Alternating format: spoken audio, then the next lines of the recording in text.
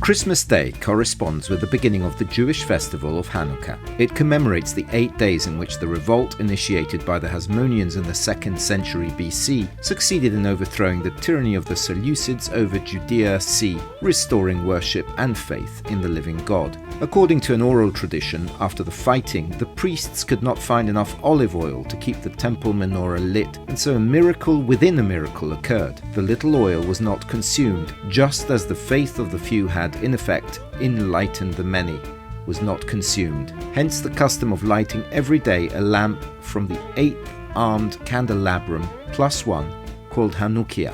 Il miracolo vero riguarda il fatto che i pochi hanno vinto i molti, ed è questo il motivo per il quale per 8 giorni da una luce si arriva a 8 luci, proprio a crescere. Very heartfelt celebration, simply because it involves families. It involves children above all. It's a celebration that also happens at a time when there are other festivals of lights, so there's probably an ancient connection with these festivals. Very nice to see. These families not only go on outings, but they organize a lot of family activities, and every day at sunset. After sunset, they go outside the houses, especially on the doors of the houses, because this miracle must be absolutely public. So the characteristic is to see these lights outside the doors of the houses. Dopo il tramonto si recano fuori delle case, soprattutto sugli usci delle case, perché questo miracolo deve essere assolutamente pubblico, e quindi la caratteristica è quella di vedere queste luci che si trovano fuori delle porte delle case.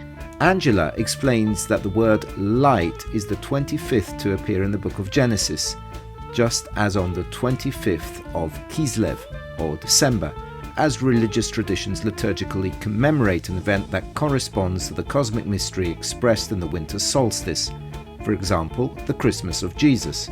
The young people director of the Italian Temple Museum in Jerusalem, Daniel Niv, shows us 3 hannukia of great historical and symbolic value.